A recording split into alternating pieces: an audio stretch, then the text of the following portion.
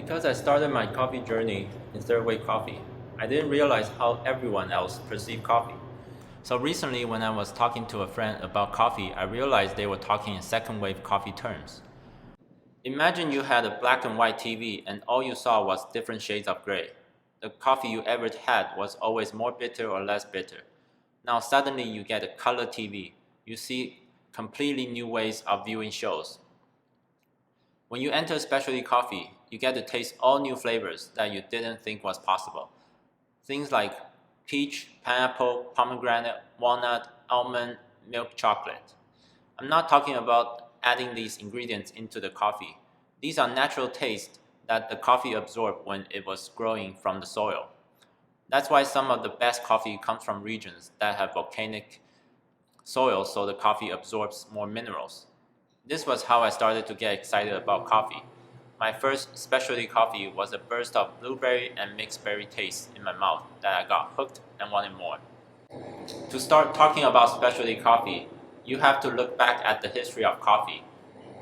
First wave, there was no differentiation between origins or beverage types.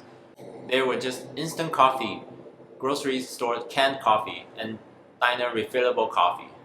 They were accessible, low price, and was a consistent cup of coffee.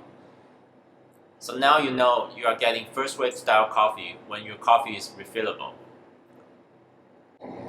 The second wave is generally credited to Peet's Coffee and Tea. It started in late 1960s. Coffee was artisanally sourced, roasted, and blended. They wanted to highlight the countries of origin. And then later it was popularized by Starbucks. They focused on the flavor profiles of each country, and oftentimes each country will have their own preferred roast darkness. An example of this is the Kenya medium roast. It can't tell you anything else besides it's all from Kenya. Some just say French roast and can't even tell you what country this came from. By the way, French roast is one of the darkest roasts you can get.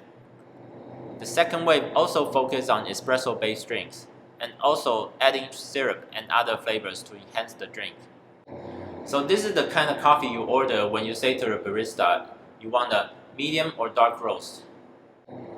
The coffee description is usually bold, smooth, strong, or intense, and often you will want to add sugar and cream to muddle the taste. Now, third wave coffee is totally different. It's often associated with specialty coffee.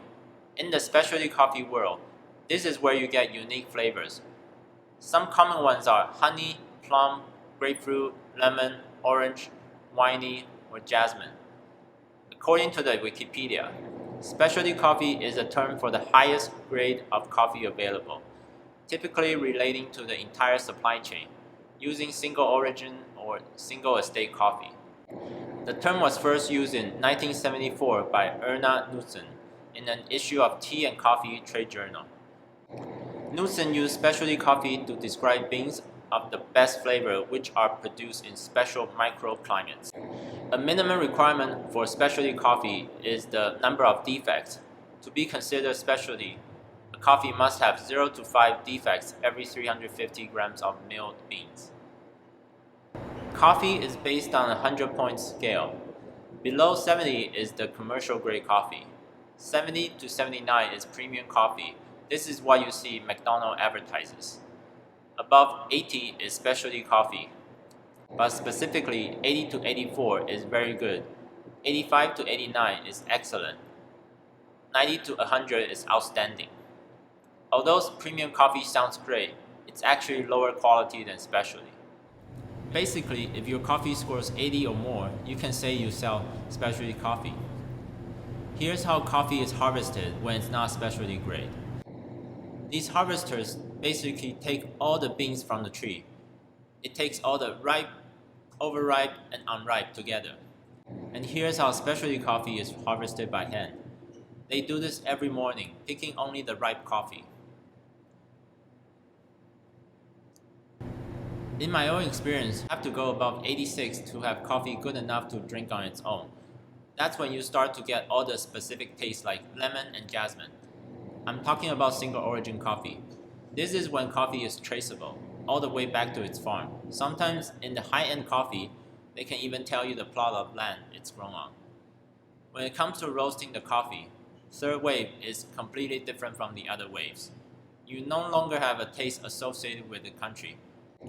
You can get 5 different Colombian coffee and they will all taste differently. Before, there used to be just natural, washed, and honey process, and some regional variations. Nowadays, farmers are experimenting with anaerobic, carbonic maceration, natural hydro, lactic acid, and double fermentation. So how do you tell if a coffee shop is specialty or not? First of all, specialty coffee shops are serious about coffee.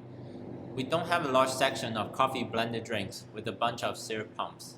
The most sweet drinks we usually have is mocha.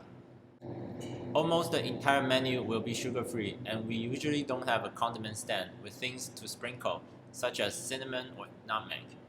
And maybe 4 kinds of sugar, and then a selection of 0%, 2%, and cream. Or soy, almond, and oat milk. Specialty coffee shops will just give you 1 type of sugar, 1 type of sugar substitute, 1 milk, and 1 milk alternative. Look at their packaging. Does it have information like the name of the farm, altitude it's grown at, and the varietal of the bean? Think of the coffee varietal like how in red wine you have the name of the grape such as Merlot, Shiraz, or Pinot Noir. The varietal of the bean combined with the region it's grown at and the microclimate at the farm will help create distinct taste in the coffee. And check out the flavor profile for the coffee. Is it all descriptive words like bold, silky, smooth, smoky, or intense? If you see this, then it's not specialty. But if you see specific tastes like almond, jasmine, peach, strawberry, or pineapple, then you might be looking at specialty coffee. There's many pretend to be specialty coffee shops. Their interior is aesthetic, so you think they must have great coffee. Then the menu is filled with syrupy drinks. And I don't like it when I see all the flavor profiles on paper, and when I drink the coffee, it's nothing like it. They do that because they know customers tend to choose coffee with nice sounding taste. Also, specialty coffee shops will tend to use unique milk brands. Not the regular Dairyland you get from supermarkets.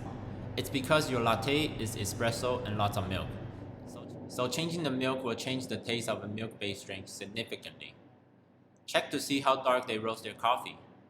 If most of the roasts are light to medium, then most likely they are.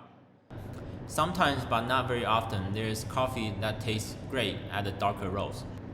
So don't rule them out if you see 1 or 2 of that in their coffee lineup. That's it for today. Thank you for watching. See you next time.